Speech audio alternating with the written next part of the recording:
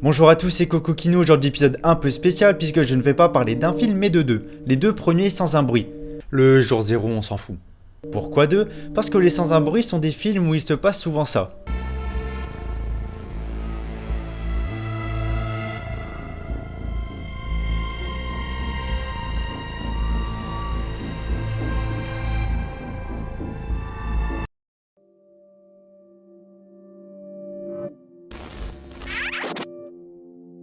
Tout commence en Day 89. A traffic light is down. Attends, mais pourquoi tu parles anglais?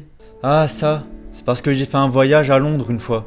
Et depuis quand je vois de l'anglais, les mots sortent tout seuls. C'est trop relou, trop relou. On a un plan sur un feu tricolore cassé, puis d'une rue vide, puis d'une boutique, puis d'un panneau des disparus, puis d'un rayon de magasin. Et vous vous en doutez bien, tout ça sans un bruit. À part celui du vent, quand il y en a. Soudain, un enfant court pieds nus dans les rayons. Il n'est pas seul. Une autre enfant marche pieds nus dans les rayons. Je sais qu'il marche pieds nus pour pas faire de bruit, mais mettre des chaussettes c'est pas plus brillant.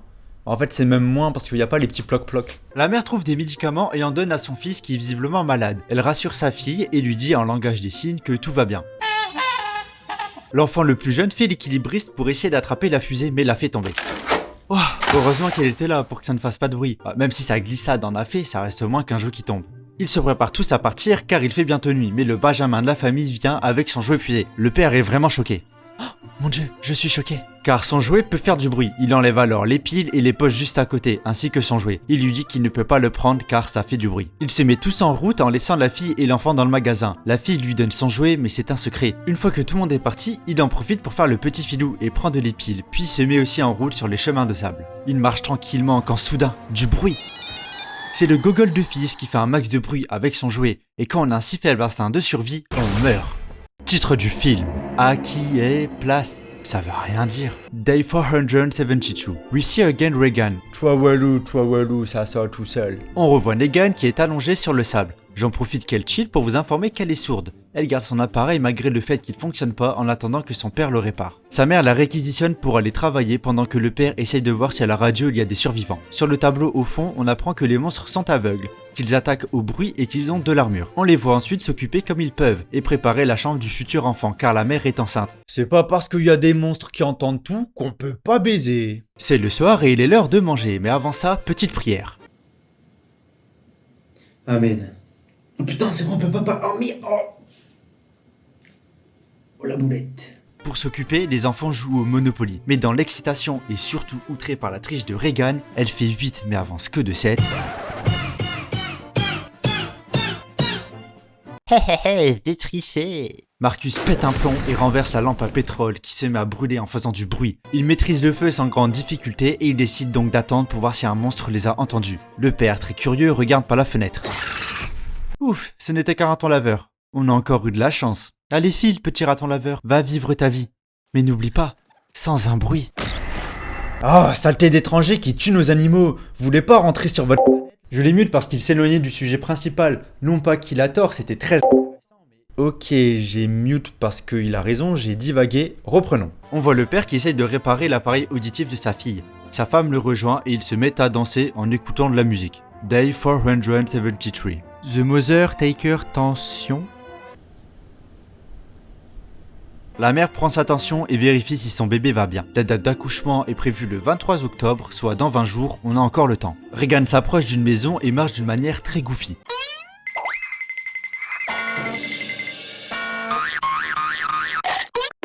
Le père l'attrape et lui dit qu'elle ne peut pas aller dans cette pièce, on ne sait pas pourquoi, mais il lui interdit. Il veut lui donner le nouvel appareil auditif, mais Regan fait la tête et n'en veut pas, car ça ne fonctionne jamais. De leur côté, Marcus et la mère font des devoirs. Papa, les gens dehors, ils se font manger. Oh là là, mais tu me pètes les couilles, hein. Viens faire ta merde, là. Your maman, elle est par terre. Oh ouais, ça alors, t'as même un colliage magique. Le père arrive les prévenir que c'est l'heure, mais Marcus ne veut pas y aller. La mère arrive malgré tout à le convaincre. Regan vient et fait encore la gueule. J'ai les sourcils froncés. Elle veut venir mais son père lui dit que non. Elle doit rester ici pour assurer la sécurité de sa mère. Marcus lui essaye encore une fois de se défiler mais finit par y aller pendant que Regan part bouder dans sa chambre. Elle essaye le nouvel appareil auditif mais celui-ci ne fonctionne pas et pleure. Elle fait son sac et prend un truc rouge. De leur côté, le père et Marcus sont à une rivière. Ils ramassent la récolte du piège mais le poisson tombe et fait du bruit. Mais pas de quoi paniquer, la rivière couvre le bruit du poisson. Attends, mais ici on peut parler? Oui, c'est pour ça que je voulais que tu viennes, pour que je te montre cet endroit. Mais tu sais ça depuis quand? Oh bah depuis 200, 300, 400... Bah depuis la première fois que j'ai pêché en fait. Et tu pouvais pas nous le dire avant? Pour qu'on fasse quelque chose à cette information, qu'on habite près de l'eau ou qu'on fasse un truc? Eh, parle-moi fort, on sait jamais. Pourquoi tu l'as pas dit avant? Oui bah j'ai oublié comment on disait, l'eau couvre le bruit, voilà, y a 40 000 signes aussi, t'es marrant toi. Regan, elle marche je ne sais où pendant que la mère fait la lessive. En remontant les escaliers, son sac se coince, ce qui remet un clou parfaitement droit, qui servira plus tard, vu le plan bien insistant qu'on a dessus. Regan marche toujours, et de leur côté, ils profitent du bruit de la rivière pour discuter. Ils parlent de la mort du mioche du début, et Marcus demande s'il en veut à Regan, et s'il l'aime. Il répond qu'il lui en veut pas, et que bien sûr, il l'aime. Transition sur Regan qui arrive à la tombe du mioche, elle dépose l'arme du crime et l'allume. Heureusement, elle a coupé les fils au préalable, pour pas que ça ne fasse de bruit. Elle est vachement sereine quand même, parce que, pour rappel, elle est sourde. De son côté, la mère pleure la mort de son fils. Marcus dit à son père qu'il devrait dire à Regan qu'il l'aime. Après ce petit moment d'émotion, il rentre à la baraque. Il croise une balançoire qui fait du bruit et une maison. Bouh! Non, y'a rien en fait. Il continue de marcher, il croise un vieux monsieur et une vieille madame morte. Le père demande au vieux monsieur de ne pas faire de bruit. Moi, on me donne pas d'ordre! Le père prend son fils et part s'abriter. De son côté, la mère perd les os. Elle se dirige dans la cave équipée d'un cadre photo, mais pousse un cri de Roblox en marchant sur le clou de tout à l'heure. Elle a lâché le cadre par la même occasion, ce qui a fait un max de bruit. Bruit qui n'est pas tombé dans l'oreille d'un sourd, puisqu'un monstre est déjà là. Elle actionne un levier qui fait changer la couleur de toutes les lampes de dehors en rouge. Et une ambiance rouge, on sait tout ce que ça veut dire. Nos petits gambadeurs ont donc réussi à échapper au monstre. Comment? On ne sait pas. Et sont devant chez eux, mais ils remarquent avec du ping que les lumières sont rouges. Ils décident donc de courir. Elle veut qu'elle, let's go. Par le plus grand des hasards, le monstre descend à la cave et esquive le clou de l'escalier. On a le droit à un super plan pour voir l'intérieur de l'oreille du monstre qui entend un minuteur que la mère avait activé au préalable. Enfin, je crois. On nous l'a pas montré. Elle en profite donc pour s'enfuir, mais un deuxième monstre se ramène. Le père dit à Marcus d'allumer les fusées pour faire diversion. La mère est partie se réfugier dans la baignoire, mais comme par hasard, le monstre monte à l'étage, mais le bébé arrive. Marcus allume le feu d'artifice, ce qui permet à sa mère de hurler un bon coup à côté du monstre. Le père prend un fusil et Regan, qui est toujours à la tombe de son frère, voit le spectacle lumineux et court vers la maison. Armé de son fusil, il suit les traces de sang et voit une baignoire avec un peu de sang, mais pas trop, et pense que sa femme est morte. Il commence alors à pleurer, mais en fait tout va bien, elle était dans la douche parce que... Non, je sais pas pourquoi elle est pas restée dans la baignoire. De son côté, Marcus n'est pas rassuré car il entend un monstre. Il décide alors de ne pas faire de bruit. Chut. Non, c'est pas vrai, il préfère courir à travers le champ, ce qui fait un max de bruit et se prend un pneu de tracteur comme dans les meilleurs gags de Tom et Jerry. De leur côté, les fiers parents décident de se mettre à l'abri, enfin surtout le père. Le bébé commence à pleurer, Dee se met alors à courir parce qu'avant c'était pas une situation critique.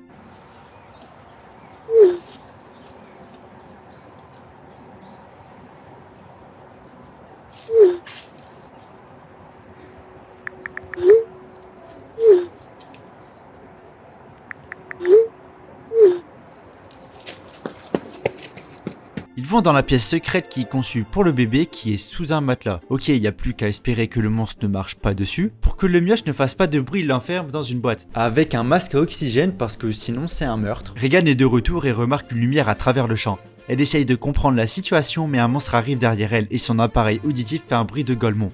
Ce qui fait fuir le monstre, mais elle ne le sait pas. Transition monstre. C'est la daronne qui chiale parce qu'elle a pas ses 2 autres enfants. Du coup, elle envoie son mari aller les chercher. Il sort de la cachette et par chance, le monstre a tout saccagé, mais n'a pas marché sur le matelas. En partant, il ne remarque pas l'eau qui coule, qui fait aussi très peu de bruit.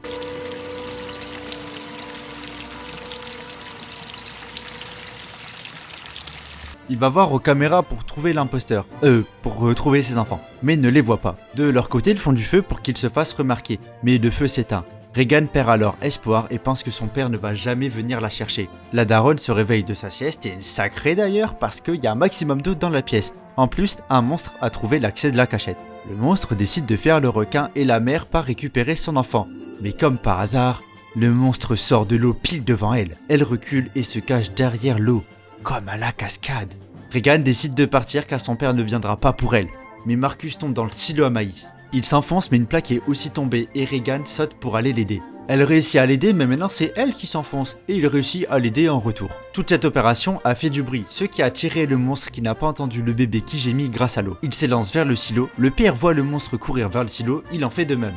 Le monstre saute lui aussi dans le silo, mais comme par hasard, l'appareil de Regan fait encore une fois du bruit, ce qui fait fuir le monstre. Le père retrouve ses enfants, mais pas le temps de profiter car ils entendent encore un monstre. Il ordonne à ses enfants de se cacher dans le pick-up. La mère est arrivée aux caméras et observe la scène. Le père, plutôt que de se cacher, prend une pioche hache, mais se fait attaquer par le monstre, ce qui fait crier Marcus.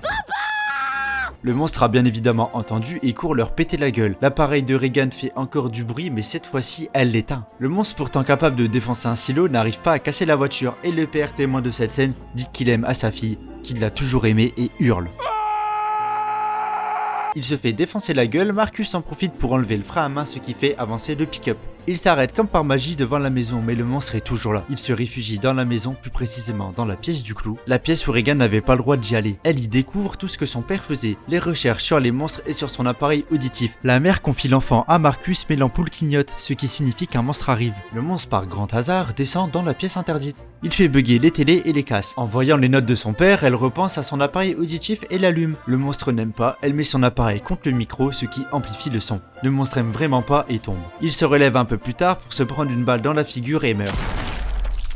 Le bruit a attiré d'autres monstres, mais on a le droit à un plan digne des films de super-héros, où Regan se prépare à l'attaque ainsi que la mère.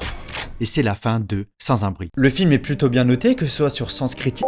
Ouais, désolé, j'ai remute parce qu'il a oublié qu'on devait faire un deuxième film. Il a du mal à se défaire de ses habitudes, nous on va tout de suite enchaîner sur le deuxième. Donc tout commence sur un plan d'une rue déserte, puis d'un feu rouge, mais cette fois-ci pas cassé. On voit ensuite une voiture qui se gare et Lee qui en sort. Day 1. We see Lee doing his shopping. Oh sorry, I forgot. Mais toi aussi tu parles anglais? Ah ça, c'est parce que j'ai fait LV1 anglais. Et depuis, les mots ils sortent tout seuls en anglais quoi, c'est trop relou, trop relou. On voit Lee faire ses courses dans le magasin où il y a le jouet de la sélection naturelle. Le gérant du magasin, et comme toutes les personnes âgées, est subjugué par les informations. Il y a une prise d'otage dans le bâtiment juste derrière moi. Le forcené n'a aucun otage, mais il est armé et pas très gentil. Heureusement que nous avons une source d'information. Elle est cachée sous l'évier de la cuisine avec l'horloge en forme de chat. Oula. Je crois que nous venons de perdre notre première source d'information. Heureusement qu'il ignore que nous en avons une deuxième. Elle est cachée sous le lit de la chambre des enfants. Mais ils sont super cons. Il apprend aux informations qu'il y a une explosion quelque part, dont la cause n'est pas identifiée. Lee lui dit qu'il doit y aller. Il part donc sans payer pour assister au match de baseball de Marcus. On y rencontre Emmett, un ami de la famille, qui suit en parallèle un autre match de baseball. Il apprend le mot plonge en langage des signes. Ça servira plus tard.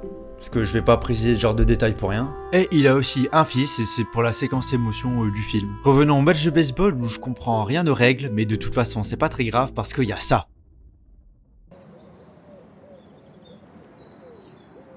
Là tu regardes quoi comme ça? Ah, tu fais le mec nonchalant. C'est quoi ça? D'un commun accord, le match est arrêté et tout le monde rentre chez soi. Certains oublient même leur Pepsi, c'est un placement de produit. Regan accompagne son père dans sa voiture parce qu'ils sont 5, donc ils ont 2 voitures parce qu'on est aux États-Unis. Juste avant de rentrer chez lui, il aperçoit la police. Il décide de taper la discute avec l'agent. « Salut, tu fais quoi ?»« Bah rien, je viens ici parce qu'il y a un feu dans une autre ville et j'ai grave la flemme de travailler. » Oh mon dieu, un monstre est apparu en ville, du coup tout le monde panique et c'est le bordel. Le père fait genre que tout va bien. Du côté de la mère, c'est aussi la panique. Un bus fonce vers eux, mais grâce au soutien du fils,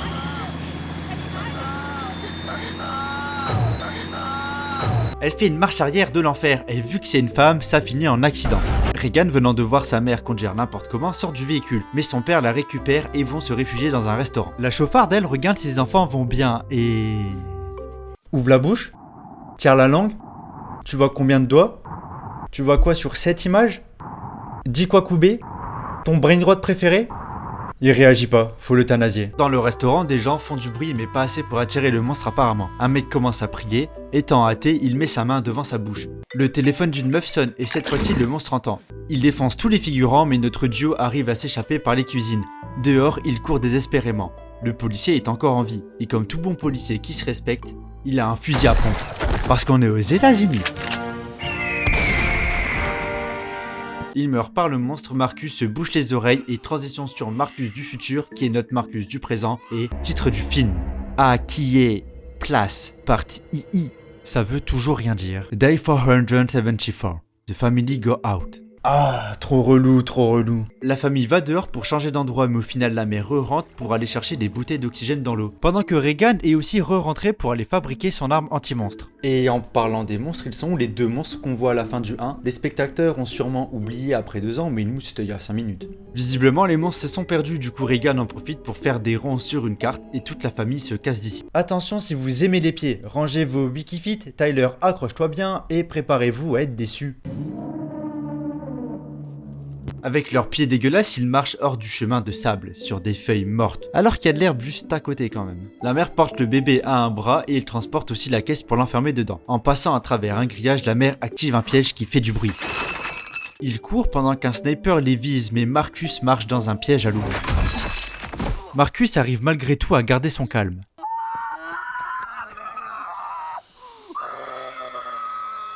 S'il te plaît, mon chéri.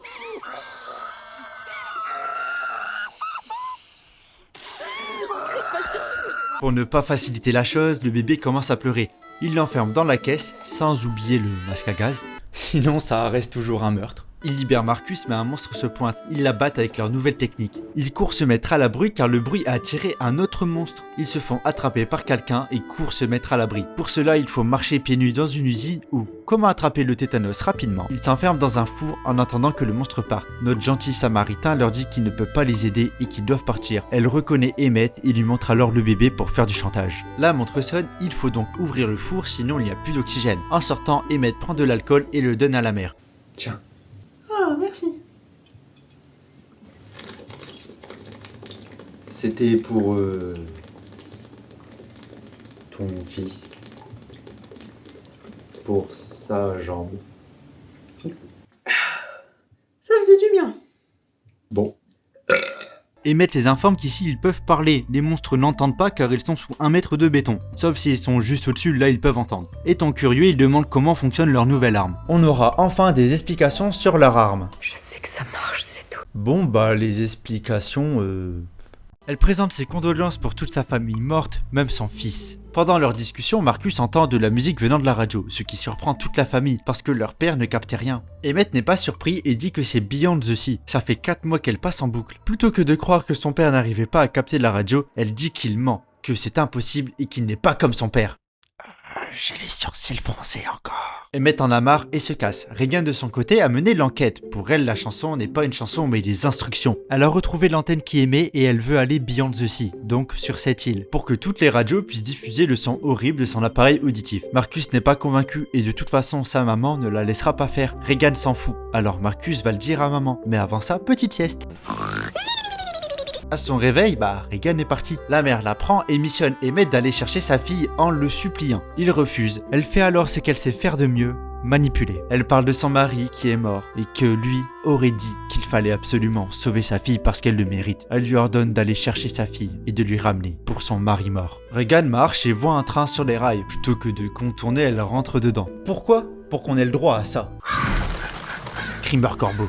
En fouillant, elle voit un kit de soins. Elle décide de le prendre quand soudain, Screamer Cadavre. Ce qui la fait crier, et par conséquent cela attire un monstre. Elle utilise son arme pour entraver le monstre, mais ayant du mal à tirer au fusil à pompe, elle abandonne et préfère mourir. Heureusement, Emmett tue le monstre. Il court se mettre à l'abri dans une maison en passant dans l'herbe cette fois-ci. Vous progressez enfin, je suis super fier de vous. Emmett apprend ou se rappelle qu'elle est sourde. Elle lui rappelle qu'il faut articuler pour qu'elle puisse lire sur ses lèvres et surtout il faut la regarder. Il souhaite la ramener mais pour ça il faut attendre que les monstres passent et ensuite ils vont s'en aller. Mais Regan est vraiment têtue et ne veut pas rentrer. Elle essaye de le convaincre de rester l'aider. Pendant ce temps, la mère kiffe sa vie.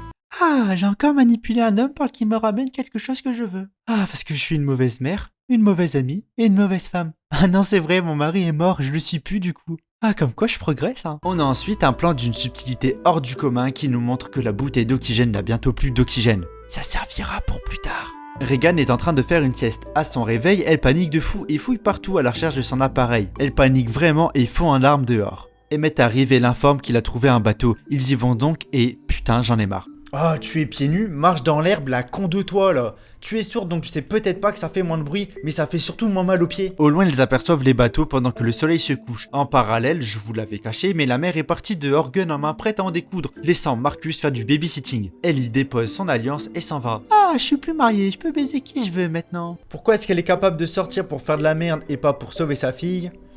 Parce que c'est une mauvaise mère, je vous l'avais dit. Voyons ce que donne Marcus en babysitting.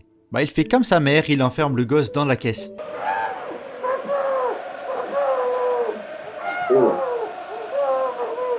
Suivi d'un autre plan très subtil sur la bouteille d'oxygène.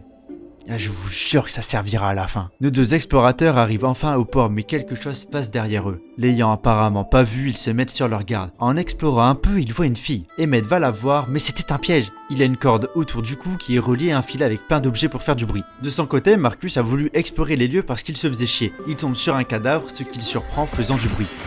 Pendant que sa mère ramène des bouteilles d'oxygène qu'elle a trouvées dans la pharmacie. Et ça c'est utile, bravo. Même si tu pouvais y aller des heures avant, c'est pas très grave. Les méchants enlèvent l'appareil auditif de Regan parce qu'ils sont méchants. Et Emmett fait le signe plonge. Oh, je suis en train de tout comprendre. C'est le signe qu'il a pris au début du film. Oh, wow, et Shiroda à côté c'est du pipi de chat. Hein. Il fait ensuite plein de bruit pour attirer les monstres. Ceux-ci ne tardent pas à venir tuant tous les figurants. Emmett saute dans l'eau et se noie, mais en fait non. Il fait du bruit, ce qui intrigue un monstre qui saute dans l'eau et lui se noie. Un autre monstre vient et lui part en croisière. Regan vient le récupérer en barque et Emmett a une petite surprise, son appareil auditif qu'il avait caché dans sa bouche. Et t'aurais pas un mouchoir s'il te plaît? Ah si, tiens. Ah mais c'est dégueu. Bah abuse, je me suis lavé les dents. Marcus lui s'enferme dans le four en prenant le bébé, ainsi que la bouteille d'oxygène et la radio, pour le Deus Ex Machina qui va suivre. Mais il s'enferme vraiment. Il ne peut plus sortir tout seul. Le monstre entre dans la cachette faisant tomber le truc de métal alertant la mère qui comprend qu'il y a un problème. N'ayant plus trop d'oxygène, il commence à hurler et à hyperventiler, exactement tout ce qu'il ne faut pas faire. Il décide alors de partager l'oxygène du bébé, mais malheureusement, il n'en reste plus beaucoup. Oh, bah alors, là je m'y attendais pas. Hein. La mère est arrivée et tire un coup de feu pour attirer le monstre. Ensuite, elle fait tout péter, crée un incendie pour espérer déclencher le système anti-incendie. Il se déclenche et elle en profite pour aller en Tsum Tsum aider son fils. Elle apporte une bouteille d'oxygène et s'enferme dans le four, mais cette fois-ci, ils peuvent sortir puisqu'elle a fait attention au chiffon. Emmett et Regan rampent pour observer les lieux, avancent vers les maisons, observent un feu de camp avec plein de gens qui font la fête et tombent tout nus. En fait, l'expression c'est tomber des nus. Ah, je me disais aussi que ça avait pas de sens. Ouais bah c'est parce que c'est pas la bonne, c'est pour ça. Et maintenant, revient pas qu'ici les gens soient tranquilles. Ils discutent avec ce monsieur qui raconte sa vie. Et en gros, ils sont choqués qu'il y ait encore des survivants dehors. Emmett lui donne alors l'appareil auditif et lui dit qu'ils sont venus pour ça. Il va ensuite voir Regan et la sauce de compliments et lui dit qu'elle avait raison, mais sans la regarder. Du coup, elle a sûrement rien compris. Il part ensuite se détendre à la plage, mais pas très longtemps, puisqu'il entend un bruit étrange. C'est le bateau de croisière qui s'est échoué, ce qui veut dire qu'un monstre est potentiellement sur l'île. Il essaye d'avertir les habitants, mais il est trop tard. Le monstre commence son massacre. L'homme sur l'île, C'est son nom sur Google, j'invente rien. donc l'homme sur l'île range ses enfants dans un placard. Ça doit être typique aux États-Unis. De ranger ses enfants dans des trucs. Oh, ici, c'est parfait.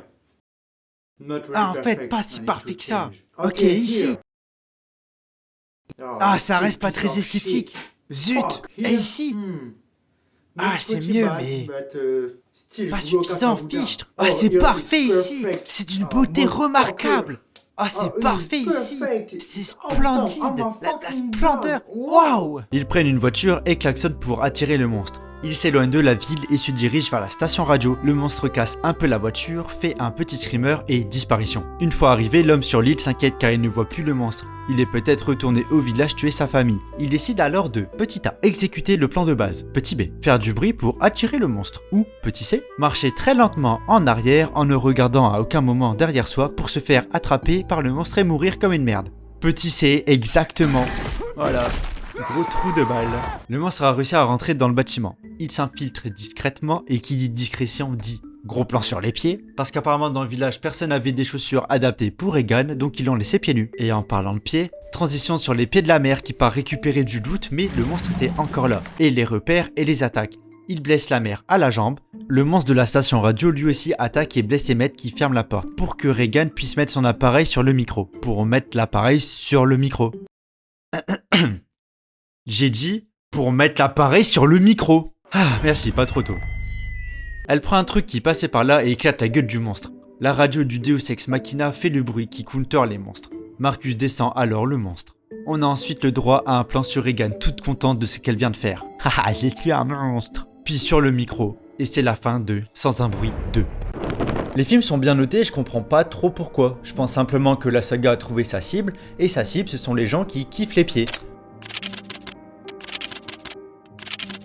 Et c'est ok, vous pouvez aimer les pieds si vous voulez. C'est peut-être pour ça aussi que le jour 0 est moins bien noté, la communauté a été déçue. Et c'est certainement pas parce que l'histoire et le scénario sont nuls à chier, non, aucun rapport. Non, parce que sinon ces films-là aussi seraient mal notés. Non, plus sérieusement, lorsqu'on veut raconter une histoire dite immersive, il y a un principe à respecter. Le principe de vraisemblance. C'est très simple, partez pas. Ça consiste juste à faire croire au spectateur que l'histoire qu'il regarde est crédible. Pour aider à nous faire croire au récit, il y a quelque chose qu'on applique sans même s'en rendre compte forcément, c'est la suspension d'incrédulité. C'est aussi très simple, ne paniquez pas. Quand vous regardez The Walking Dead par exemple, vous acceptez qu'il y ait des zombies, alors que c'est impossible. Mais vous l'acceptez, grâce à la suspension d'incrédulité. C'est un peu comme un pacte avec l'histoire. Vous acceptez des éléments impossibles, qui servent de décor, prétexte à l'histoire, suspension d'incrédulité, mais en échange, le récit doit rendre l'impossible crédible. Vraisemblance. Et si je parle de ça, de cette règle dans cette vidéo, c'est que ce principe n'est pas du tout respecté. Surtout dans le premier. Le film a la merveilleuse idée de nous donner un repère temporel. Donc dans la même journée, il se passe une embrouille entre le père et Regan, une discussion père-fils inhabituelle à la rivière. Regan qui décide précisément ce jour-là d'aller se recueillir sur la tombe de son frère, laissant sa mère seule. La mère qui perd les os précocement pile quand personne n'est là, et qui marche évidemment sur le clou qu'elle avait redressé plus tôt dans la même journée. Le père et Marcus retardés par leur discussion inhabituelle et par la rencontre d'un monsieur qui a crié et attiré un monstre. Pendant que Regan passe littéralement toute sa journée au cimetière. Et tout ça dans la même journée. Ce n'est plus une montée en tension, mais un enchaînement de hasard qui a cassé mon immersion. Pour moi, le récit n'était plus crédible. À force de vouloir toujours faire plus intense, toujours plus d'imprévus dans un si faible laps de temps, la vraisemblance n'a plus fait effet sur moi. Et c'est pas cette scène qui allait sauver le reste.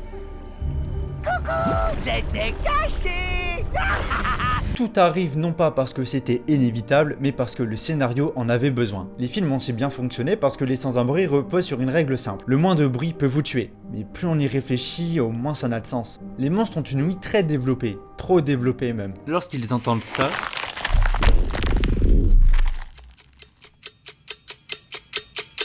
Nous, on entend ça.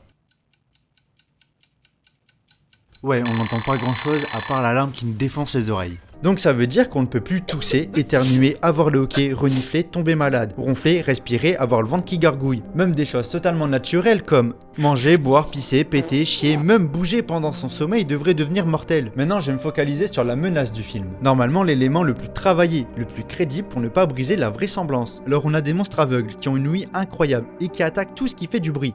Alors pas vraiment tout. Parce que les arbres sont encore debout alors que le vent dans les feuilles ça fait du bruit. Pareil pour les cascades et les rivières qui font du bruit permanent, ça n'attire pas les monstres. Alors qu'un moteur ça les attire, une radio de police aussi, un coup de fusil, un râteau laveur qui tombe. Bref, beaucoup de choses mais pas tout car la règle vient de changer. Maintenant c'est le moindre bruit peut vous tuer, surtout quand le scénario en a besoin. Alors en fait c'est plus complexe que ça. Les monstres entendent les rivières, les cascades, etc. Mais ne sont pas attirés par ça car c'est un son constant, régulier qu'ils arrivent à prévoir. Et donc il les filtre pour ne plus y faire attention. Il traque les sons irréguliers comme un humain qui parle ou un cri. Tu fais quoi ? Tu m'as mute super longtemps donc j'ai envie de parler. Admettons qu'ils puissent filtrer les sons. Nos monstres sont hyper forts, super rapides et hyper meurtriers, ce sont des super prédateurs. Cependant on les voit jamais manger, ni même transporter un corps, encore moins boire. Une espèce aussi active doit avoir une consommation d'énergie phénoménale, surtout au bout de plus d'1 an à courir après n'importe quel bruit sur Terre. Ce sont des monstres venus du ciel, donc ils viennent pas de la Terre, ils sont extraterrestres. Alors pourquoi ils devraient fonctionner comme les choses sur Terre ? Ils ne chassent pas pour se nourrir, mais ils traquent la source du bruit pour l'éliminer. Ils sont à la recherche d'une anomalie sonore. Une fois le bruit disparu, que l'anomalie est rétablie, ils repartent. On ne les voit pas manger, mais peut-être que c'est fait hors écran, ou qu'ils ont un métabolisme très lent et une réserve astronomique d'énergie, ou ils trouvent l'énergie ailleurs qu'en mangeant. Ok, admettons ça. Tu es d'accord, nous avons des monstres aveugles, qui courent vers n'importe quel bruit sans réfléchir, quitte à se suicider. Ouais... Alors laisse-moi te présenter ce que j'ai sobrement appelé le paradoxe de sans un bruit. Nous avons monstre A, qui a entendu du bruit. Il y va en courant comme un dégénéré, ce qui engendre du bruit. Monstre B1 et B2 entendent le bruit, et courent eux aussi comme des dégénérés, ce qui engendre du bruit. Monstre C1, C2, C3, C4, C5 entendent le bruit, et vont eux aussi courir, aussi générer du bruit, et ainsi de suite. On devrait avoir non pas des monstres isolés, mais des troupeaux énormes de monstres, puisqu'ils font du bruit, donc ils devraient s'attirer entre eux. Et même au-delà de ça, pourquoi ils ne s'attaquent pas entre eux? Le truc qui court devant moi, qui fait du bruit, c'est quoi?